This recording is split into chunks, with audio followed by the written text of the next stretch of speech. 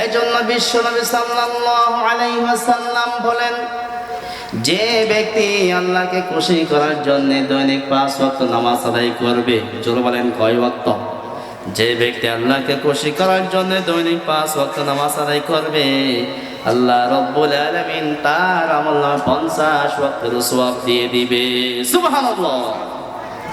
আর রাব্বুল আলামিন বলছেন, যারা নিজেকে ইমানদার দাবি করে, যারা নিজেকে মুমিন দাবি করে, অথবা কোন অমুসলিম যদি মুসলমান হয়ে যায়, কোন মুসলিম যদি আসরের পরে, কোন সময়? আসরের পরে যদি মুমিন মুসলমান হয়ে যায়, তার প্রথম নাম্বার কাজ হলো তাকে মাগরিবের নামাজ আদায় করতে হবে। ইমানের পরে আপনি ইমান এনেছেন, ইমানের দাবি করেছেন, আমি মুসলমান, আমি মুমিন, আপনি দাবি করেছেন, আপনার প্রথম কাজ হচ্ছে আপনাকে প্রথমে নামাজ আদায় করতে হবে, এরপরে আপনার অন্য কাজ আছে। এরপর রব্বুল আলামিন বলেন, তোমরা তোমাদের লজ্জাস্থানকে হেফাজত করো। বর্তমান সময়ের মধ্যে দেখা যায় আমার অনেক মা আর বোনেরা এমন ভাবে চলাফেরা করে যে চলাফেরা করার কারণে পুরুষরা তাদের দিকে আকৃষ্ট হয়, ঠিক কিনা বলেন? তাদের কাপড়ের কোনো ঠিক নাই। আল্লাহ তাআলা বলছেন, তোমরা তোমাদের সৌন্দর্যকে প্রকাশ করবে না। তোমাদের সৌন্দর্য প্রকাশ করার জায়গা হচ্ছে তোমাদের স্বামীর কাছে, বাড়ির ভিতরে সাধারণত যেটুকু তোমাদের প্রকাশ পায় এইটুকু ছাড়া তোমরা সৌন্দর্য প্রকাশ করবে না। এরপর রব্বুল আলামিন বলেন, তোমরা তোমাদের বক্ষদেশের উপরে, কোথায়? তোমাদের বক্ষদেশের উপরে ওড়না দিয়ে ঢেকে রাখবা। কিন্তু বর্তমান সময়ের মধ্যে আপনি যখন সমাজের সাথে মিলে দেখবেন, আপনি দেখবেন আমার মনে হয় নদী এক জায়গায় ব্রিজ দিয়েছে আরেক জায়গায়, নদী এক জায়গায় ব্রিজ দিয়েছে আরেক জায়গায়। তার মানে হচ্ছে আল্লাহ বলছেন, তোমার ওড়না রাখবে তুমি তোমার বক্ষে, মাথা থেকে শুরু করে সেই বক্ষকে তুমি ডেকে রাখবা। কিন্তু বর্তমান সময়ে আপনি যখন দেখবেন সমাজের সাথে মিলাইয়া দেখলে দেখা যাবে তারা গর্দানের মধ্যে ওড়না নিয়ে চলাফেরা করে, আছে না নাই? তাদের জন্য আল্লাহর জান্নাত হারাম। তাদের জন্য কি? আল্লাহর জান্নাত হারাম। তারা ঈমান নিয়ে মৃত্যুবরণ করতে পারবে না। যে ব্যক্তি বেফরদা হয়ে চলাফেরা করে তারা ঈমান নিয়ে মৃত্যুবরণ করতে পারবে না। ঈমান, আল্লাহ তাআলা এই আয়াতের ভিতরে বললেন, আল্লাযী খালাকাল মাউতা ওয়াল হায়াতা, তিনি সেই মহান সত্তা, তিনি সেই মহান রব যিনি হায়াতকে সৃষ্টি করেছেন এবং মৃত্যুকে সৃষ্টি করেছেন। কেন করেছেন? যেন তোমাদেরকে পরীক্ষা করতে পারে। এই পরীক্ষাটা কি? তোমরা কে নেক আমলে বেশি উত্তম, কে উত্তম আমল করতে পারে, কে আহসানু আমালা, কে ভালো আমল করতে পারে, এটা দেখার জন্য। এখানে এই আয়াতে দুটা শব্দ, একটা হচ্ছে হায়াত আর আরেকটা হচ্ছে মাউত। একটা কি? কথা বলেন, একটা কি? একটা হচ্ছে হায়াত আর আরেকটা হচ্ছে মাউত। হায়াত হচ্ছে জন্ম থেকে মৃত্যু পর্যন্ত আমাদের যে সময়, এটাকে বলা হয় হায়াত। আর যে জিনিসের দ্বারা দুনিয়ার হায়াতের সমাপ্তি ঘটে এটার নাম হচ্ছে কি? মাউত। মাউত শব্দটি তিনটা শব্দ দিয়ে গঠিত। জোরে বলেন কয়টা? তিনটা শব্দ। মর শব্দের অর্থ হচ্ছে মরে যাওয়া, ধ্বংস হয়ে যাওয়া। মর শব্দের অর্থ হচ্ছে মরে যাওয়া, ধ্বংস হয়ে যাওয়া, সমাপ্তি ঘটা। এই মতকে এই জন্য মত বলা হয় যে বস্তুর মাধ্যমে মানুষের দুনিয়ার জীবনের সমাপ্তি ঘটে, কবরের জীবন শুরু হয়, সেজন্য এটাকে কি বলা হয়? মাউত বলা হয়। আবার আমরা এটাকে ইন্তেকাল বলি, ঠিক কিনা বলেন? ইন্তেকাল শব্দের অর্থ হচ্ছে স্থানান্তর হওয়া, এক জায়গা থেকে আরেক জায়গায় যাওয়া। পৃথিবীর বুকে আমরা বিভিন্ন দেশের মধ্যে যাই, এটাকে ইন্তেকাল বলে না, ঠিক কিনা বলেন? এটাকে ইন্তেকাল বলে না। আর আপনার আমার বাড়ির পাশে যে কবর আছে, সেই কবরের ভিতর যখন আমরা যাব, এটাকে ইন্তেকাল বলা হয়। কারণ হচ্ছে দুনিয়াতে আমরা থাকি, দুনিয়ার জমিনে আমরা থাকি, পৃথিবীতে থাকি, যে প্রান্তে থাকি না কেন মোবাইল, টেলিফোন, চিঠি পত্রের মাধ্যমে যোগাযোগ করা যায়, ঠিক কিনা বলেন? কিন্তু কেউ যদি একবার কবরে চলে যায়, দুনিয়ার আগে, কিয়ামতের আগে কোনোদিন তার সাথে যোগাযোগ করা সম্ভব হয় না। এজন্য রব্বুল আলামিন বলেন, কুল্লু নাফসিন যায়িকাতুল মাউত সুম্মা ইলাইনা তুরজাউন। প্রত্যেক জীবকে, প্রত্যেক প্রাণীকে মৃত্যুর স্বাদ গ্রহণ করতে হবে। কেউ যদি দুনিয়ার মধ্যে থাকতে চায়, থাকতে পারবে না। আমাদের দেশে কিছু মানুষ আছে, শুধু তারা বাঁচতে চায়। তারা পৃথিবীর বুকে বাঁচার জন্য বড় বড় বিল্ডিং করে, বড় বড় ব্যবসা বাণিজ্য করে তারা মনে করেছে তারা এই দুনিয়ার জীবনে চিরদিন থাকবে। কিন্তু আল্লাহ রাব্বুল আলামিন বলেন, তোমাদেরকে যে মরে যেতে হবে, এই পৃথিবী ছেড়ে সবাইকে একদিন চলে যেতে হবে, এই ব্যাপারে কোনো সন্দেহ নাই। আছে নাকি? আমরা কেউ থাকতে পারবো না, আমাকে আপনাকে চলে যেতে হবে, ঠিক কিনা বলেন? এই জন্য আল্লাহ রাব্বুল আলামিন বলেন, ওয়াজাআত সাকরাতুল মাউতি বিল হাক্কি যালিকা মা কুনতা মিনহু তাহিদ। মৃত্যুর যন্ত্রণা অবশ্য আসবে। কেউ যদি চায় মৃত্যু থেকে বাঁচার জন্য বাঁচতে পারবে না। আমার ভাইরা, আপনি যদি বাঁচতে চান, বাঁচার জন্য যদি আপনি যত মাধ্যম ব্যবহার করেন না কেন, মৃত্যু আপনার চতুর্দিকে আপনাকে ঘিরে থাকবে। রব্বুল আলামিন বলেন, আইনামা তাকুনু ইউদরিকুকুমুল মাউতু ওয়ালাউ কুনতুম ফি বুরুজিম মুশাইয়াদা। রব্বুল আলামিন বলেন, আইনামা তাকুনু ইউদরিকুকুমুল মাউতু ওয়ালাউ কুনতুম ফি বুরুজিম মুশাইয়াদা। আমার বান্দারা, তোমরা যেখানে থাকো না কেন, মৃত্যু তোমাদেরকে ধরবে। মৃত্যু তোমাদেরকে ধরবে। মৃত্যু থেকে বাঁচতে চাইলেও বাঁচা যাবে না। যদিও তোমরা এই মৃত্যু থেকে বাঁচার জন্য সুদৃঢ় শক্ত দুর্গের ভিতরে অবস্থান করো, মৃত্যু তোমাদেরকে ছাড়বে না। এই জন্য কবি সুন্দর করে বলছেন, মাউতের বয়ে পালাও যদি, মত তোমাকে লইবে খুঁজি। যদিও পালাও সেটাই আকাশ পানে লাগিয়ে সিঁড়ি। সেই মহারোগের ওষুধ নাই, চিকিৎসক নাই, চিকিৎসা নাই দুনিয়ায়। আপনি যদি মৃত্যু থেকে বাঁচার জন্য আকাশের মধ্যে অবস্থান করতে চান, মঙ্গল গ্রহের মধ্যে যদি আপনি অবস্থান করতে চান, আর আপনি যদি এই মঙ্গল গ্রহের মধ্যে অবস্থান করতে চান, আপনি যদি মৃত্যু থেকে বাঁচার জন্যে মাটির ভিতরে দৈর্ঘ্য করেন, তারপর আপনি বাঁচতে পারবেন না। আমরা বাঁচতে পারবো নাকি? এই জন্য আমাদেরকে চলে যাওয়ার জন্য প্রস্তুতি গ্রহণ করতে হবে, কবরে যাওয়ার জন্য প্রস্তুতি গ্রহণ করতে হবে। আমরা যদি পৃথিবীর বুক থেকে চলে যাই, যদি এই ক্ষণস্থায়ী জীবন, এই দুনিয়ার জীবন হচ্ছে ক্ষণস্থায়ী জীবন, আর আখিরাতের জীবন হচ্ছে চিরস্থায়ী জীবন, ঠিক কিনা বলেন? আখিরাতের জীবনের পর আর কোনো জীবন আছে নাকি? আখিরাতের জীবনের পর আর কোনো জীবন নাই।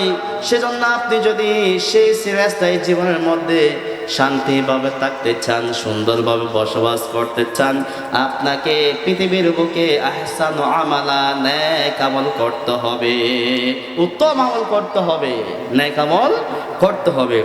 এই জন্য বিশ্বনবী সাল্লাল্লাহু আলাইহি ওয়াসাল্লামের সাহাবী উসমান রাদিয়াল্লাহু আনহু যখন কোন কবরের পাশ দিয়ে তিনি যেতেন, উসমান রাদিয়াল্লাহু আনহু অঝর নয়নে কান্নাকাটি করতেন।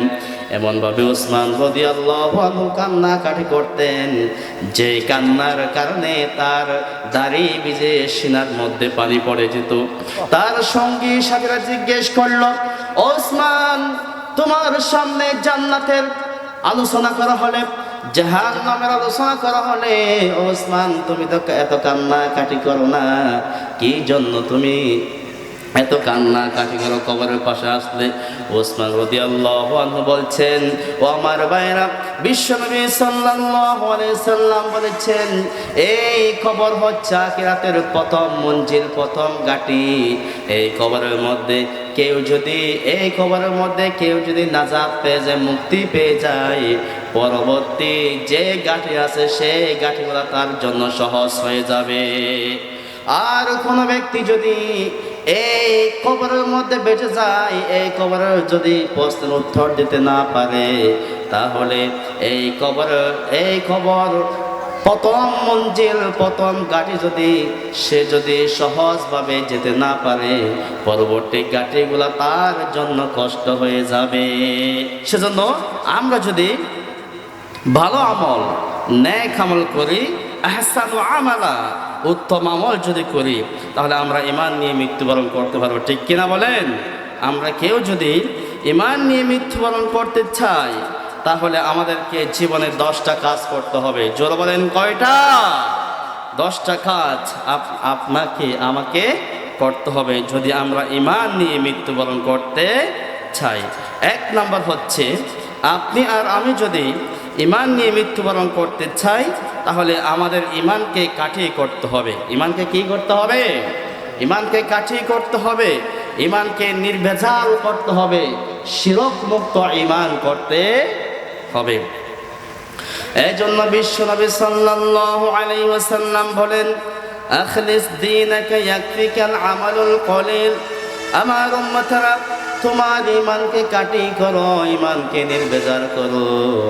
ঈমান যদি কাটি হয়ে যায়, ঈমান যদি নির্ভেজাল হয়ে যায়, তোমার ঈমান যদি শিরক মুক্ত হয়ে যায়, তোমার ঈমান যদি শিরক না থাকে, তাহলে তুমি কম আমল দিয়েও নাজাত পাওয়ার সম্ভাবনা আছে। এই জন্য রব্বুল আলামিন বলেন, ওয়া'বুদুল্লাহা ওয়া লা তুশরিকু বিহি শাইআ। আল্লাহ তাআলা বলেন, ওয়া'বুদুল্লাহ, তোমরা আল্লাহর গোলাম করো, আল্লাহর দাসত্ব করো। আমরা হলাম আল্লাহর গোলাম। আমরা শুধু গোলাম নয়, আমরা হলাম গোলামের ঘরের গোলাম, ভান্দের ঘরের গোলাম। ঠিক কি না? কারণ আমার মা হচ্ছে আল্লাহর গোলামি করে, আমার বাবা আল্লাহর গোলামি করে। আমি আমার বাবার সন্তান, আমার মায়ের সন্তান, সেজন্য আমি গোলামের ঘরের গোলাম, বান্দির ঘরের গোলাম। আল্লাহ বলছেন, ওয়া'বুদুল্লাহ, তোমরা আল্লাহর ইবাদত করো। এখন তো আমরা ইবাদত বলতে বুঝি শুধু নামাজ, রোজা, হজ আর যাকাত, এগুলোকে আমরা ইবাদত মনে করি। শুধুমাত্র নামাজ, রোজা, হজ আর যাকাতের নাম ইবাদত নয়। ইবাদত হচ্ছে আল্লাহ সুবহানাহু ওয়া তাআলা যে সমস্ত কাজগুলা করার জন্য আদেশ করেছেন আর যে সমস্ত কাজগুলা থেকে নিষেধ করেছেন, সেই বিধিবিধানগুলো মেনে চলার নাম হচ্ছে কি? ইবাদত। এই জন্য রব্বুল আলামিন বলেন, ওয়া'বুদুল্লাহা ওয়া লা তুশরিকু বিহি শাইআ। আমার বান্দারা, তোমরা আমার গোলামি করো, আমার দাসত্ব করো, আমার গোলামির পরে, আমার দাসত্বের পরে, ওয়া লা তুশরিকু বিহি শাইআ, তোমরা আমার সাথে অন্য কাউকে শরীক করবে না। আল্লাহর সাথে কি অন্য কাউকে শরীক করা যাবে না? আমার ভাইরা, সেজন্য অনেক ভাইরা আছে যারা অভাব অনটনে যখন পড়বে, তারা মাজারে গিয়ে বাবার কাছে সন্তান চায়, বাবার কাছে টাকা পয়সা চায়। আছে না নাই? অনেকের সন্তান হয় না, অনেকের সন্তান হয় না, সন্তানের জন্য মাজারে গিয়ে বাবার কাছে চায়। আছে না নাই? আবার অনেকে যখন অভাব অনটনের মধ্যে পড়ে যায়, তখন তারাও অভাব অনটনের জন্য মাজারে গিয়ে বাবার কাছে চাই। আছে না নাই? অথচ আমরা দৈনিক 5 ওয়াক্ত নামাজ আদায় করি। সেই দৈনিক 5 ওয়াক্ত নামাজের মধ্যে আমরা বলি, ইয়্যাকা না'বুদু ওয়া ইয়্যাকা নাস্তাঈন। আল্লাহ, আমরা শুধু তোমার ইবাদত করি। আমরা ইবাদত করি কার? ও আল্লাহ, আমরা শুধু তোমার ইবাদত করি এবং তোমার কাছে সাহায্য প্রার্থনা করি। তাহলে আমার প্রশ্ন হচ্ছে, আমরা যদি দৈনিক 5 ওয়াক্ত নামাজের মধ্যে কথা বলি, তাহলে মাজারে গিয়ে আমরা বাবার কাছে চাই কেন? তাহলে বাবার কাছে মাজারে গিয়ে চাওয়া যাবে না। আমার ভাইরা, আপনার মরা বাবা আপনাকে কিছু দিতে পারে না। সে বাবা যদি আপনাকে কিছু দিতে পারে, তাহলে আমার কথা হচ্ছে, যে মরা বাবার কাছে আপনি চান, সেই মরা বাবার সেই উঠানে, মরা বাবার আঙ্গিনায় অনেক গরিব মানুষ আছে না নাই? সেই বাবা যদি কিছু দিতে পারে, তাহলে সে এলাকায় একজন গরিব মানুষ থাকতে পারতো না। আমার ভাইরা, আসেন এরপর আমরা ঈমান নিয়ে যদি মৃত্যুবরণ করতে চাই, তাহলে আমাদের 2 নম্বর কাজ হচ্ছে, আমরা ঈমানকে কাটি করেছি। ঈমানকে কি করেছি? কাটি করেছি, শিরক মুক্ত ঈমান করেছি। এরপর আমাদের কাজ হলো সেই ঈমানের উপর আমাদেরকে অবিচল থাকতে হবে, সেই ঈমানের উপর অটল থাকতে হবে, আমাদেরকে ঈমানের পরীক্ষা দিতে হবে। এই জন্য আল্লাহ রব্বুল আলামিন বলেন আইনামা, এই জন্য আল্লাহ রব্বুল আলামিন বলেন আহাসিবান নাসু আইয়াতরাকু আইয়াকুলু আমান্না ওয়া হুম লা ইউফতানুন।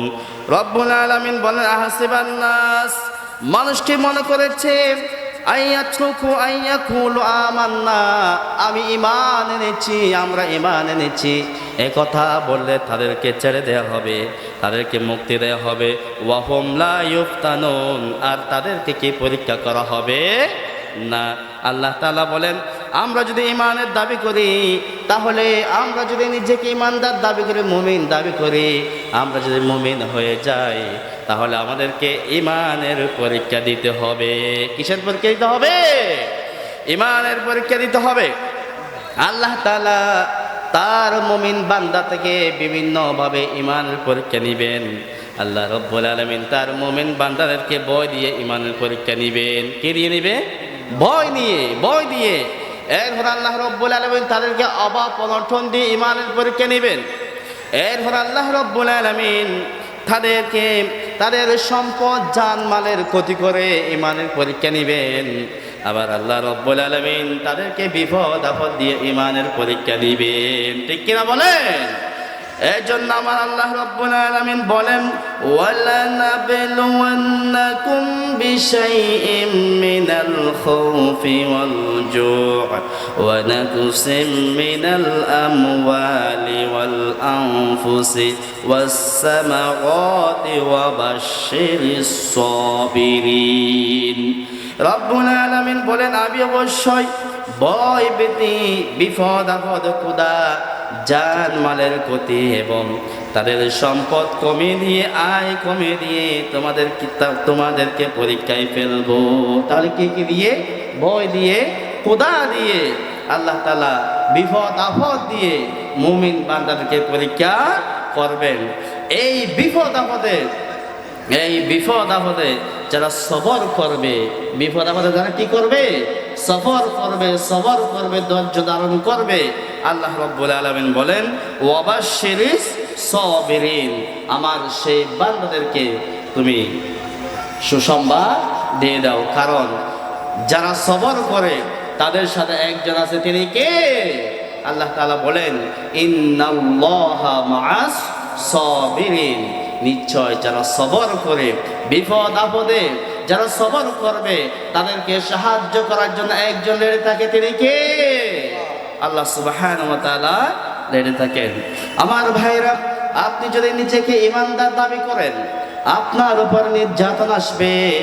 মানসিকভাবে আপনাকে নির্যাতন করা হবে, শারীরিকভাবে নির্যাতন করা হবে। বিশ্বনবী সাল্লাল্লাহু আলাইহি ওয়াসাল্লাম মক্কার জমিনে 40 বছর পর্যন্ত আল্লাহর হাবিব ছিলেন আল আমিন। বিশ্বনবী সাল্লাল্লাহু আলাইহি ওয়াসাল্লামের বয়স যখন 40 বছর হয়ে গেল, আল্লাহ রব্বুল আলামিন যখন ওহী নাযিল করলেন, ওয়া আনযির আশীরাতাকাল আকরাবিন, আয়াত যখন নাযিল হয়ে গেল, বিশ্বনবী সাল্লাল্লাহু আলাইহি ওয়াসাল্লাম সেই সাফা পর্বতের মধ্যে গিয়ে মক্কার সমস্ত লোকদেরকে বললেন, ও আমার মক্কাবাসী, তোমরা আমার এলাকার অধিবাসী, আমি তোমাদেরকে ভালোবাসি। আমি যদি তোমাদেরকে একটা কথা বলি, তোমরা বিশ্বাস করবে নাকি? মক্কার এই সাফা পর্বতের পিছনে কিছু শত্রুদল তোমাদেরকে আক্রমণ করার জন্য রেডি হয়ে আছে। তোমরা এই কথা বিশ্বাস করবে নাকি? মক্কার সমস্ত লোকেরা বলল, ও মুহাম্মদ, তুমি আল আমিন, তুমি শৈশবকাল থেকে 40 বছর পর্যন্ত একদিনের জন্য আমাদের জন্য মিথ্যা কথা বলে নাই। ও মুহাম্মদ, তুমি আল আমিন, তুমি বলবে যাহা আমরা বিশ্বাস করব তাহা। এই কথা শোনার পরে আল্লাহর হাবিব সাল্লাল্লাহু আলাইহি সাল্লাম মক্কার লোকদেরকে উদ্দেশ্য করে বললেন, ও মক্কার লোকেরা, তোমরা গাছ পূজা, বাঁশ পূজা, পাথর পূজা ছেড়ে দাও। তোমরা গাছ পূজা, বাঁশ পূজা, পাথর পূজা, তোমাদের বাপ দাদার বানানো ধর্ম তোমরা ছেড়ে দাও। এক আল্লাহর কুদরতি পায়ের মধ্যে সিজদা দাও। এই কথা যখন আল্লাহর হাবিব সাল্লাল্লাহু আলাইহি সাল্লাম মক্কার লোকদেরকে বললেন, আল্লাহর হাবিবের যে চাচা বিশ্বনবী সাল্লাল্লাহু আলাইহি সাল্লামের জন্মের কথা শুনে একটা দাসীকে তিনি মুক্তি করে দিয়েছেন, সেই চাচা সর্বপ্রথম আল্লাহর হাবিবকে বলেন, তাব্বাল্লাকা ইয়া মুহাম্মদ, তাব্বাল্লাকা ইয়া মুহাম্মদ, ও মুহাম্মদ, তুমি ধ্বংস হয়ে যাও। তুমি কি এই জন্য আমাদেরকে একত্রিত করেছ? আল্লাহর হাবিব সাল্লাল্লাহু আলাইহি সাল্লামের উপর সেদিন থেকে শারীরিকভাবে আর মানসিকভাবে নির্যাতন শুরু হয়ে গেল। নিরুপায় হয়ে বিশ্বনবী সাল্লাল্লাহু আলাইহি ওয়াসাল্লাম তায়েফের জমিনের মধ্যে চলে গেলেন। সেই তায়েফের লোকদেরকে আল্লাহর হাবিব সাল্লাল্লাহু আলাইহি ওয়াসাল্লাম তাওহীদের দাওয়াত দিচ্ছেন, এক আল্লাহর দাওয়াত দিচ্ছেন। সেই তায়েফের মানুষেরাও আল্লাহর হাবিবকে পাথর মেরে রক্তাক্ত করে দিয়েছে। বিশ্বনবী সাল্লাল্লাহু আলাইহি ওয়াসাল্লামের সাহাবী যায়েদ বিন হারেস বলছেন, আমি দেখলাম বিশ্বনবী সাল্লাল্লাহু আলাইহি সাল্লামের পায়ের সাথে জুতা এক হয়ে গেছে রক্তের কারণে। আম্মা জান আয়েশা সিদ্দিকা রাদিয়াল্লাহু আনহা একদিন বিশ্বনবী সাল্লাল্লাহু আলাইহি ওয়াসাল্লামকে গোসল করাচ্ছেন। এমন অবস্থায় আম্মা জান আয়েশা দেখলেন আল্লাহর হাবিব সাল্লাল্লাহু আলাইহি সাল্লামের নূরময় শরীরে কালো কালো কিছু দাগ দেখে যাচ্ছে। আম্মা জান আয়েশা সিদ্দিকা জিজ্ঞেস করলেন, ইয়া রাসূলুল্লাহ, ইয়া হাবিবাল্লাহ, এই ছোট্ট কালে আপনার কোনো অসুখ হয়েছিল নাকি? আপনার শরীরে ছোট্ট ছোট্ট দাগ কেন? বিশ্বনবী সাল্লাল্লাহু আলাইহি সাল্লাম বললেন, ও আয়েশা, এই কথা মনে করে দিও না, কান্না রাখতে পারি না। তায়েফের ময়দানে দাওয়াত দিতে গিয়েছিলাম, সেই তায়েফের লোকেরা আমাকে না চিনার কারণে পাথর মেরে আমাকে রক্তাক্ত করে দিয়েছে। বিশ্বনবী সাল্লাল্লাহু আলাইহি সাল্লাম, যে নবী 40 বছর পর্যন্ত আলামিন ছিলেন, সত্যের দাওয়াত দেওয়ার কারণে তার উপরে নির্যাতন এসেছে। ঠিক কিনা বলেন? শুধু তাই নয়, আল্লাহর হাবিব সাল্লাল্লাহু আলাইহি ওয়াসাল্লামের একজন সাহাবী বেলাল আল হাবশী রাদিয়াল্লাহু আনহু, তিনি যখন ইসলাম গ্রহণ করলেন, কালিমা পড়লেন, তখন তার মালিক যিনি, তিনি দাস ছিলেন, তার মালিক যিনি, তিনি বললেন, ও বেলাল, তুমি মুহাম্মাদের কালিমা ছেড়ে দাও। বেলাল বলল, আমার জীবন যাবে, তারপর আমার ঈমান যাবে? আমার জীবন যাবে, আমার ঈমান যাবে না। এই কথা শোনার পরে বেলালকে সেই মরুভূমির গরম বালির মধ্যে নিয়ে গেল। সে বালুর মধ্যে শোয়ানো হলো। শোয়ানোর পর আবার বলল, ও বেলাল, তুমি মুহাম্মাদের কালিমা ছেড়ে দাও। বেলাল রাদিয়াল্লাহু আনহু আবার বললেন, আমি কালিমা ছাড়ব না, আমার জীবন যাবে, তারপর ঈমান যাবে না।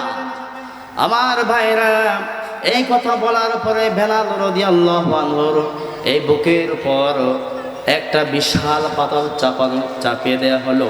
যে পাথর চাপিয়ে দেওয়ার কারণে বেলাল রাদিয়াল্লাহু আনহুর নিঃশ্বাস বন্ধ হয়ে যাচ্ছে।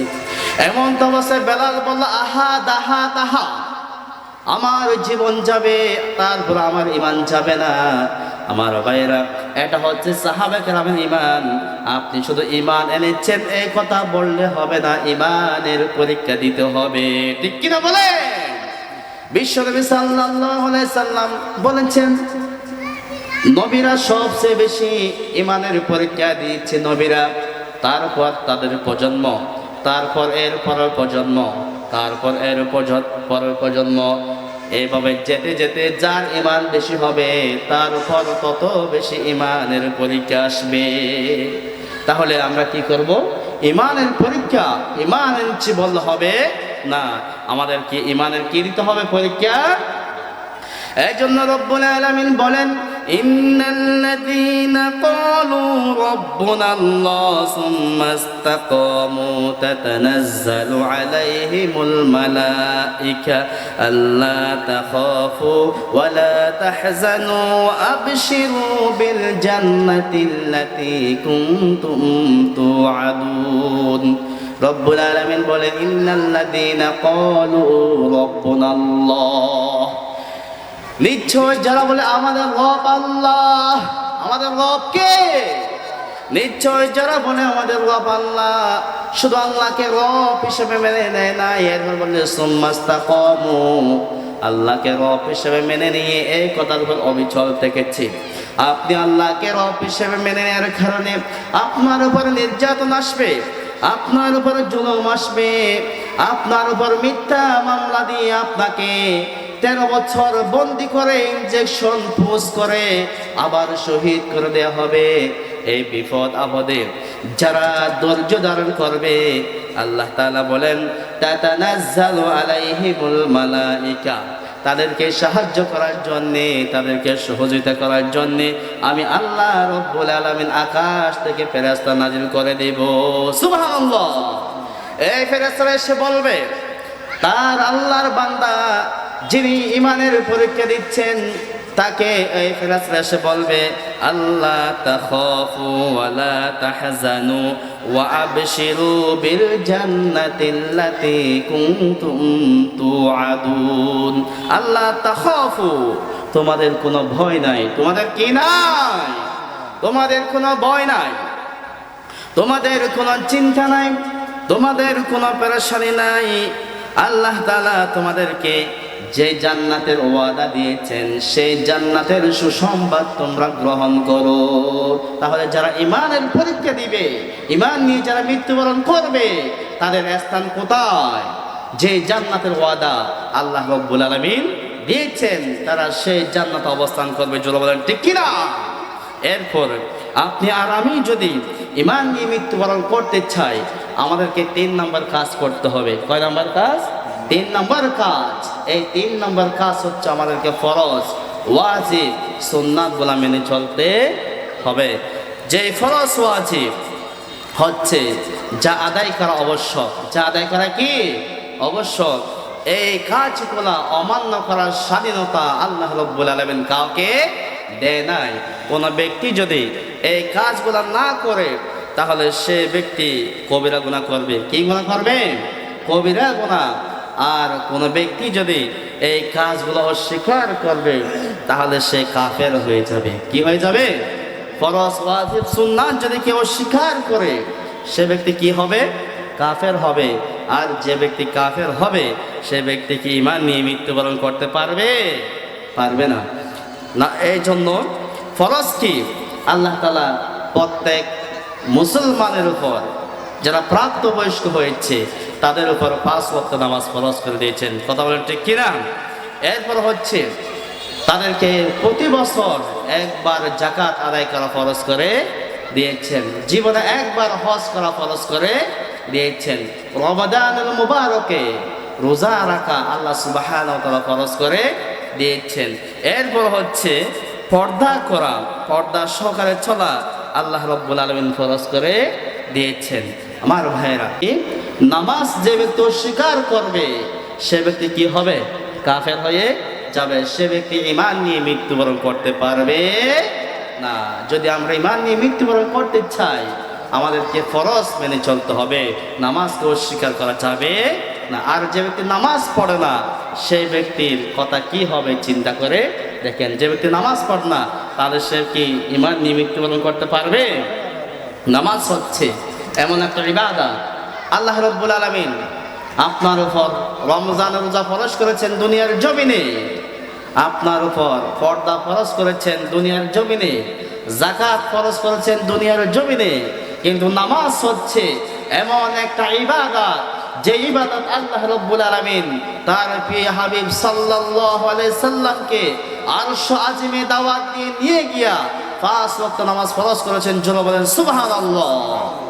এই জন্য বিশ্বনবী সাল্লাল্লাহু আলাইহি ওয়াসাল্লাম বলেন, যে ব্যক্তি আল্লাহকে খুশি করার জন্য দৈনিক 5 ওয়াক্ত নামাজ আদায় করবে, জোরে বলেন কয় ওয়াক্ত?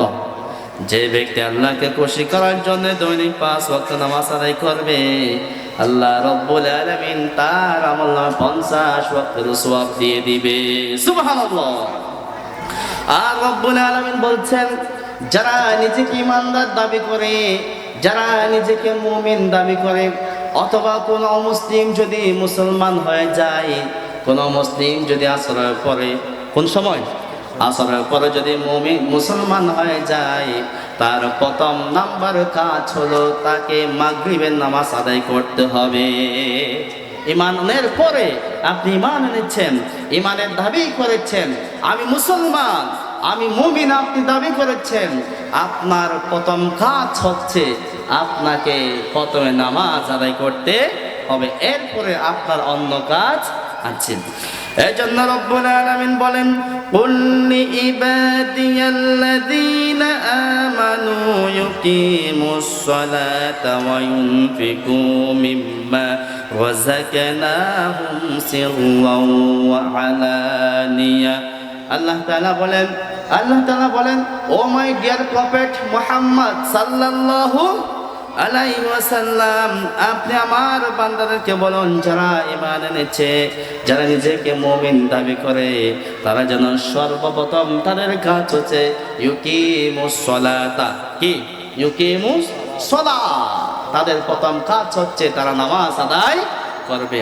এখন আমার সমাজের সাথে যদি আপনি মিলে দেখেন, আমাদের সমাজের মধ্যে নামাজ কায়েম নাই, নামাজ আদায় আছে, ঠিক কিনা বলেন? নামাজ আদায় মানে হচ্ছে আপনি আজান হয়ে গিয়েছে, মসজিদের মধ্যে আজান দিয়ে দিয়েছেন, আপনি ঘরের মুরব্বী, আপনি ওঠে মসজিদের মধ্যে চলে গিয়েছেন, কিন্তু আপনার ছেলের বউ, আপনার সন্তান, আপনার স্ত্রী, আপনার মেয়ে ঘুমের মধ্যে আছে, আপনি তাদেরকে নামাজের জন্য ডাকেন নাই। আছে না নাই? এদিকে আছে, আমাদের এদিকে আছে। এটা হচ্ছে নামাজ আদায় করা। আর নামাজ কায়েম মানে হচ্ছে আপনি নামাজ নিজেই পড়বেন আর আরেকজনকেও সে নামাজ পড়ার জন্য আপনি নির্দেশ দিবেন। আমার ভাইরা, সেজন্য আমাদের উচিত কি, আমরা নিজে পড়ব আর আরেকজনকে পড়ার জন্য নির্দেশ দিব। রব্বুল আলামিন বলেন, ওয়া আকিমুস সালাতা ওয়া আতুজ যাকাতা ওয়ারকাউ মা'আর রাকিঈন। আল্লাহ তাআলা বলেন, ওয়া আকিমুস সালাত, তোমরা নামাজ কায়েম করো। কি করো?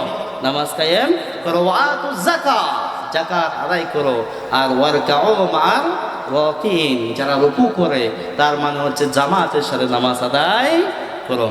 বিশ্বনবী সাল্লাল্লাহু আলাইহি ওয়াসাল্লাম একদিন সাহাবীদেরকে বললেন, ও আমার সাহাবীরা, তোমাদের কারো বাড়ির সামনে যদি একটি নদী অথবা খাল থাকে, সেই নদী অথবা খালের মধ্যে যদি কোনো ব্যক্তি দৈনিক 5 বার গোসল করে, কয়বার? দৈনিক 5 বার যদি গোসল করে, ওই ব্যক্তির দেহে কোনো ময়লা থাকবে নাকি?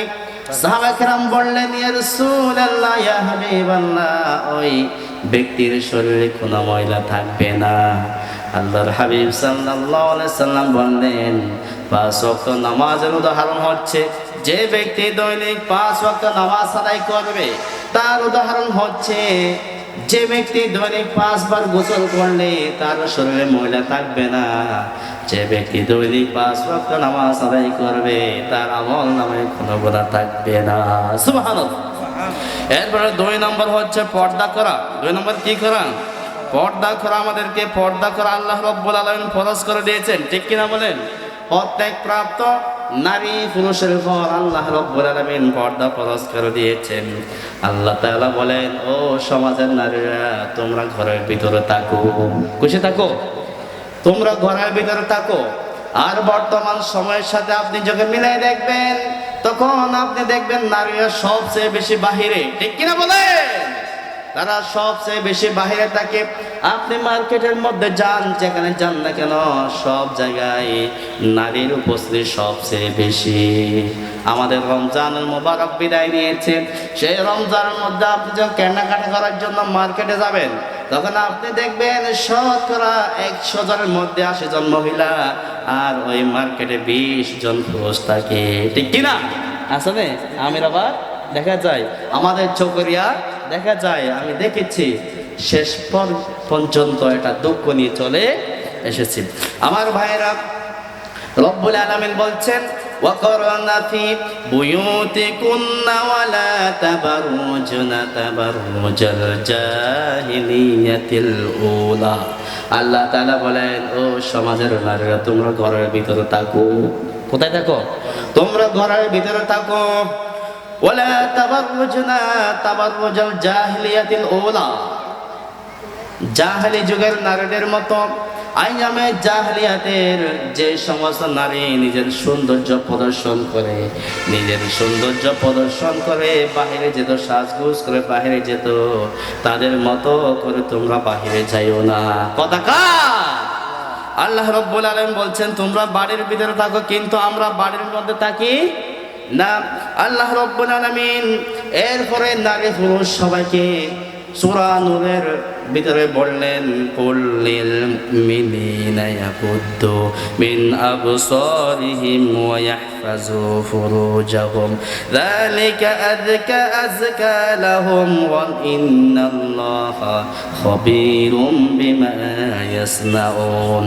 রব্বুল আলামিন মুমিন পুরুষদেরকে বললেন, ও মুমিন পুরুষরা, কুল্লিল মুমিনিনা ইয়াকুদ্দু মিন আবসারিহিম ওয়া ইয়াহফাজু ফুরুজাহুম, ও মুমিন পুরুষেরা, তোমরা তোমাদের দৃষ্টির শক্তিকে অবনত করো, তোমাদের দৃষ্টির শক্তি নিম্নগামী করো।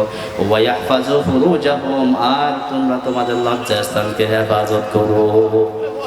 এরপর রব্বুল আলামিন মুমিন নারীদেরকে লক্ষ্য করে বললেন, কুল্লিল মুমিনাতি ইয়াগুদুদনা মিন আবসারিহিন্না ওয়া ইয়াহফাজনা ফুরুজাহুন্না। আল্লাহ রব্বুল আলামিন বলেন, ও মুমিন নারীরা, তোমরা তোমাদের দৃষ্টির শক্তিকে নিম্নগামী করো। এরপর রব্বুল আলামিন বলেন, তোমরা তোমাদের লজ্জাস্থানকে হেফাজত করো। বর্তমান সময়ের মধ্যে দেখা যায় আমার অনেক মা আর বোনেরা এমন ভাবে চলাফেরা করে যে চলাফেরা করার কারণে পুরুষরা তাদের দিকে আকৃষ্ট হয়, ঠিক কিনা বলেন? তাদের কাপড়ের কোনো ঠিক নাই। আল্লাহ তাআলা বলছেন, তোমরা তোমাদের সৌন্দর্যকে প্রকাশ করবে না। তোমাদের সৌন্দর্য প্রকাশ করার জায়গা হচ্ছে তোমাদের স্বামীর কাছে, বাড়ির ভিতরে সাধারণত যেটুকু তোমাদের প্রকাশ পায় এইটুকু ছাড়া তোমরা সৌন্দর্য প্রকাশ করবে না। এরপর রব্বুল আলামিন বলেন, তোমরা তোমাদের বক্ষদেশের উপরে, কোথায়? তোমাদের বক্ষদেশের উপরে ওড়না দিয়ে ঢেকে রাখবা। কিন্তু বর্তমান সময়ের মধ্যে আপনি যখন সমাজের সাথে মিলে দেখবেন, আপনি দেখবেন আমার মনে হয় নদী এক জায়গায় ব্রিজ দিয়েছে আরেক জায়গায়, নদী এক জায়গায় ব্রিজ দিয়েছে আরেক জায়গায়। তার মানে হচ্ছে আল্লাহ বলছেন, তোমার ওড়না রাখবে তুমি তোমার বক্ষে, মাথা থেকে শুরু করে সে বক্ষকে তুমি ডেকে রাখবা। কিন্তু বর্তমান সময়ে আপনি যখন দেখবেন সমাজের সাথে মিলাইয়া দেখলে দেখা যাবে তারা গর্দানের মধ্যে ওড়না নিয়ে চলাফেরা করে, আছে না নাই? তাদের জন্য আল্লাহর জান্নাত হারাম। তাদের জন্য কি?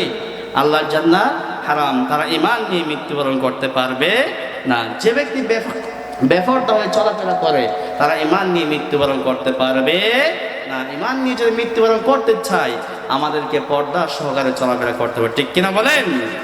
বিশ্বনবী সাল্লাল্লাহু আলাইহি সাল্লামের একজন স্ত্রী উম্মুল মুমিনিন উম্মে সালমা রাদিয়াল্লাহু আনহা, তিনি বলছেন, আমি এবং মাইমুনা রাদিয়াল্লাহু আনহা একদিন বিশ্বনবী সাল্লাল্লাহু আলাইহি সাল্লামের কাছে ছিলাম। এমন অবস্থায় আমরা দেখলাম আল্লাহর হাবিব সাল্লাল্লাহু আলাইহি সাল্লামের কাছে তার প্রিয় সাহাবী, অন্ধ সাহাবী উম্মে মাখতুম রাদিয়াল্লাহু আনহা আসছেন। আল্লাহর বিশ্বনবী সাল্লাল্লাহু আলাইহি সাল্লাম উম্মে মাখতুমকে দেখে বললেন, ও আমার স্ত্রীরা, ও মাইমুনা, ও সালমা, তোমরা দুইজনে পর্দা করো।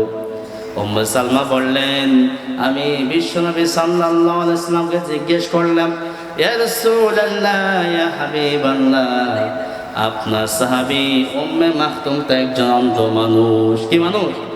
আপনার সাহাবী উম্মে মাকতুম তো একজন অন্ধ মানুষ, আপনার সাহাবী উম্মে মাকতুম তো আমাদেরকে দেখবে না।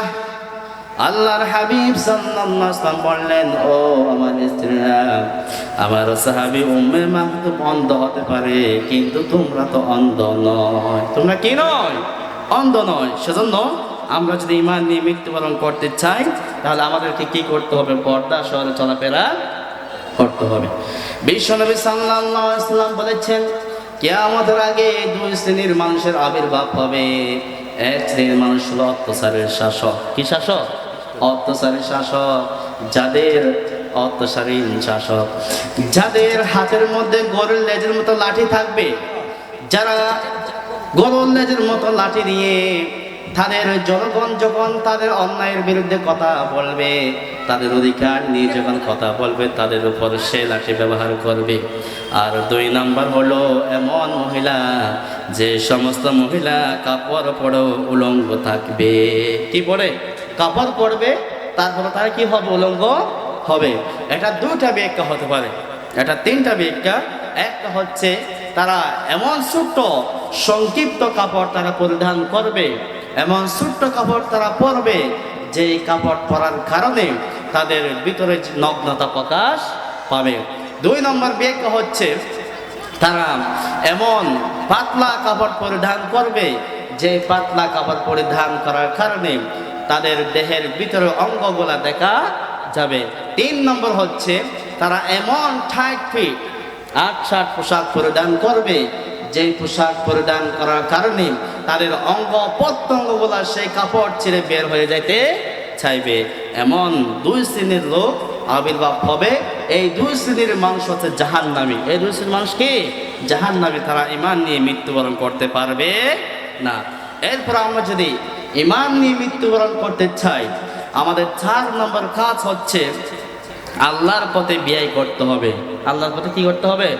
ধন সম্পদ ব্যয় করতে হবে। এই আমাদের যে ধন সম্পদ, আমাদের জান মালের প্রকৃত মালিক একজন আছেন। তিনি কে? জান মালের মালিক হচ্ছেন আল্লাহ। আল্লাহ সুবহানাহু ওয়া তাআলা এই সম্পদগুলা আমাদের কাছে আমানত রেখেছেন। কারো কাছে বেশি রেখেছেন, আবার কারো কাছে কম আমানত রেখেছেন। আমাদের উচিত হালাল পথে আয় করে হালাল পথে ব্যয় করা। কোন পথে?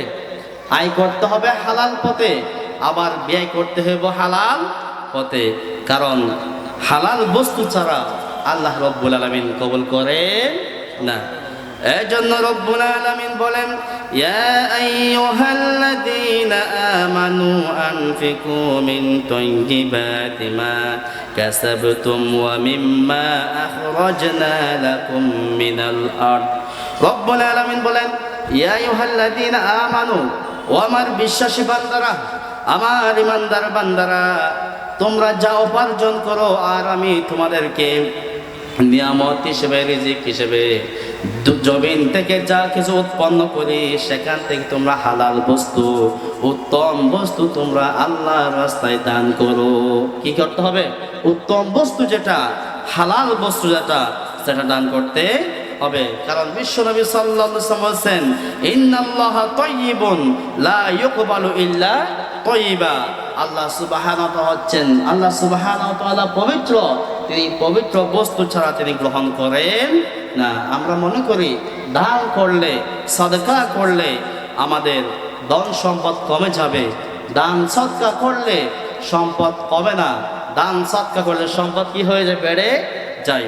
হাদিসে কুদসি, ক্বালা আল্লাহু তাআলা আনফিক ইয়া ইবনে আদম উনফিক আলাইকা। আল্লাহর হাবিব সাল্লাল্লাহু আলাইহি ওয়াসাল্লাম বলেছেন, রব্বুল আলামিন বলেন, আনফিক ইয়া ইবনে আদম উনফিক আলাইকা। ও বনি আদম, তোমরা দান করো, আমি তোমাদেরকে বাড়িয়ে দিব।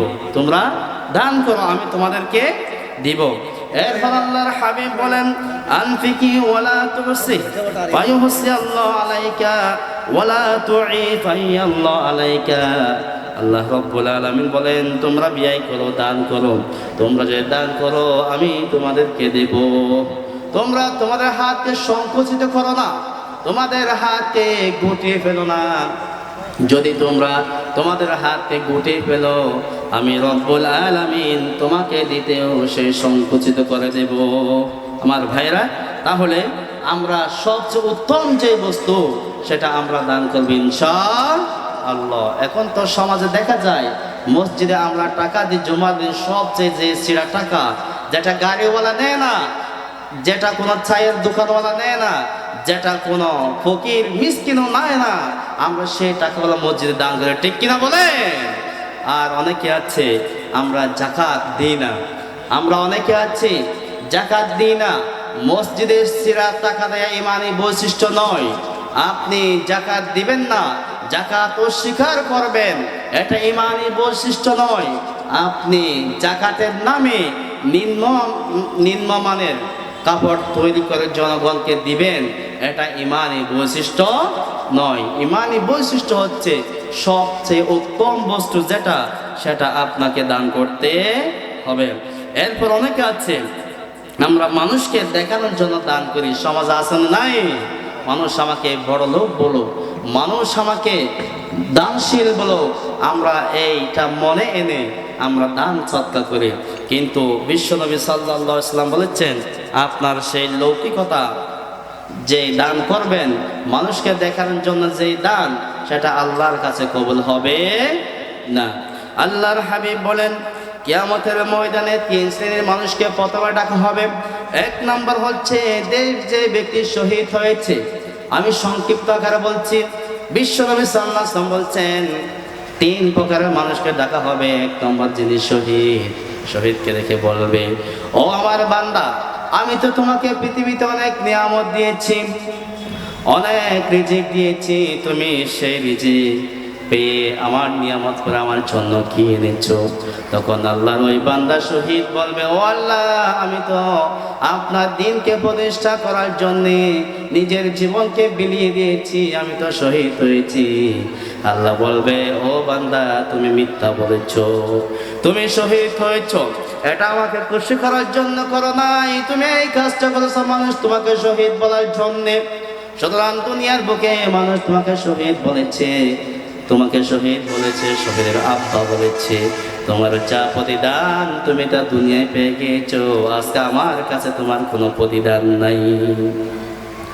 আল্লাহ রাব্বুল আলামিন তখন ফেরেশতাকে নির্দেশ দিবেন, ও আমার ফেরেশতারা, আমার এই বান্দাকে ধরে জাহান্নামের মধ্যে নিক্ষেপ করে দাও। আবার আল্লাহ রাব্বুল আলামিন একজন আলেমকে ডাকবেন, সেই আলেমকে বলা হবে, ও বান্দা, আমি তো তোমাকে অনেক নিয়ামত দিয়েছি, তুমি আমাকে একটু বলো তুমি আমার জন্য কি এনেছো?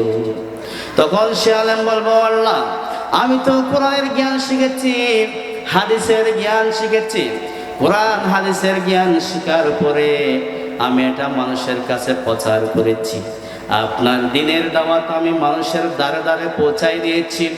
আল্লাহ বলবেন, ও বান্দা, তুমি মিথ্যা বলেছো, তুমি এই কাজটা আমাকে খুশি করার জন্য করো নাই, তুমি দুনিয়ার বুকে আলেম হয়েছো মানুষ তোমাকে আলেম বলার জন্য, মানুষ তোমাকে মুফতি বলার জন্যে, মানুষ তোমাকে মুহাদ্দিস বলার জন্যে, মানুষ তোমাকে ভাইরাল বক্তা বলার জন্যে তুমি এই কাজটা করেছো। তুমি তো আমাকে খুশি করার জন্য এলম শিখো নাই। মানুষ তোমাকে পৃথিবীর বুকে আলেম বলেছে, মুফতি বলেছে, মুহাদ্দিস বলেছে, ভাইরাল বক্তা বলেছে। সুতরাং তোমার যা পাও না তুমি দুনিয়ার মধ্যে পেয়ে গিয়েছো, আজকে আমার কাছে তোমার কোনো প্রতিদান নাই। এরপর আল্লাহ রাব্বুল আলামিন ফেরেশতাকে নির্দেশ দিবেন, ও আমার ফেরেশতা, আমার এই বান্দাকে ধরে জাহান্নামের মধ্যে নিক্ষেপ করে দাও। 3 নম্বর হলো আল্লাহ রাব্বুল আলামিন একজন দানশীল ব্যক্তিকে ডাকবেন। কিসিল? দানশীল ব্যক্তিকে ডাকবেন, যিনি গরিব মানুষকে দান করত, যিনি যাকাত দিত, লাইন ধরে যাকাত দিত, রোদের মধ্যে দাঁড়াইয়া গরিব মানুষদেরকে লাইন দাঁড়ায় দাঁড়ায় সিরা নষ্ট জাকাতের নাম দিয়ে নিম্নমানের কাপড় বানাইছে, এমন কাপড় দিত। ওই গরিব মানুষগুলো যখন জাকাতের টাকার, সেই জাকাতের শাড়ির জন্যে, জাকাতের লুঙ্গির জন্য যেত, মানুষের একজনের তলে আরেকজন পরে 2-1জন মৃত্যুবরণ করতো, বাড়ির মধ্যে একবার এসে সেই জাকাতের লুঙ্গিটা ছেড়ে যায়। আছে না নাই? এমন জাকাত দানকারী যারা দানবীর হবে, তাদেরকে কিয়ামতের ময়দানে রব্বুল আলামিন ডাকবেন। আল্লাহ তাআলা বলবেন, ও আমার বান্দা, আমি তো তোমাকে পৃথিবীর বুকে অনেক নিয়ামত দিয়েছি, অনেক আমার নিয়ামত দিয়েছি, তুমি বলো আমার জন্য আজকে তুমি কি এনেছো?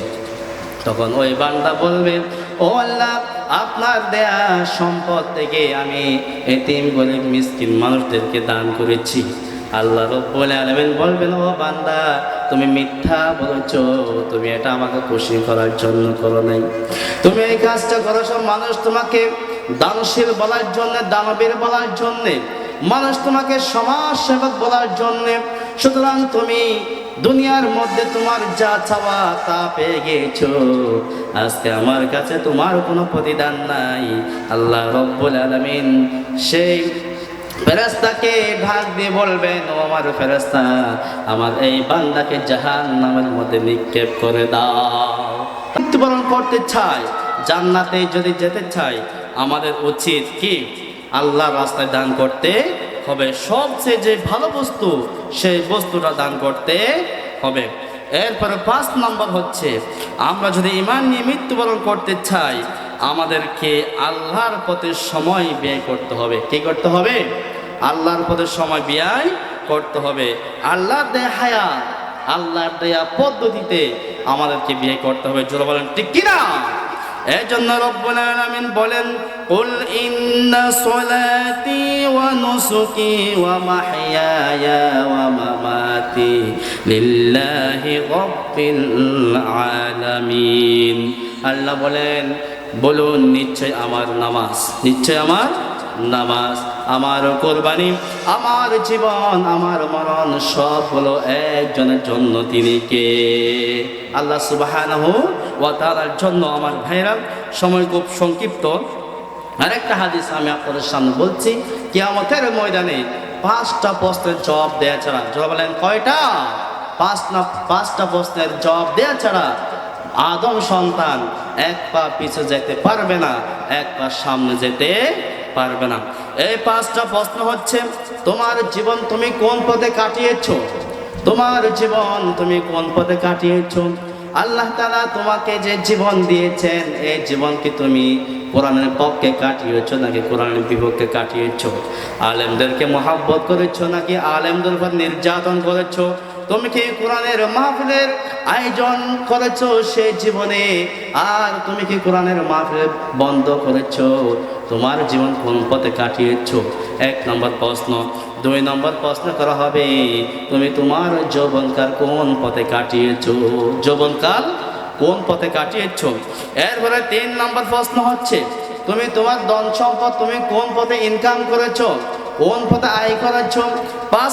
4 নম্বর হচ্ছে, তোমার সেই ধন সম্পদ, তোমার সেই ধন সম্পদ তুমি কোন পথে খরচ করেছো? তুমি কি ইসলামের পক্ষে খরচ করেছো নাকি ইসলামের বিপক্ষে খরচ করেছো? এটা আল্লাহর কাছে হিসাব দিতে হবে। আর 5 নম্বর হলো, যে পরিমাণ জ্ঞান আপনি অর্জন করেছেন, সেই জ্ঞান অনুযায়ী আমল করেছেন কিনা, কাল কিয়ামতের ময়দানে এটা জবাব দিতে হবে। আমার ভাইরা, সময় সংক্ষিপ্ত। এরপর 6 নম্বর, এদিকে দেখেন, সংক্ষেপে বলছি। 6 নম্বর হচ্ছে, হকদারের হক আদায় করতে হবে। এরপর আপনার ভাই বোনের সম্পত্তি মেরে খাওয়া যাবে না। সমাজে অনেক আছে ভাই বোনের সম্পত্তি মেরে দেওয়া আছে না নাই?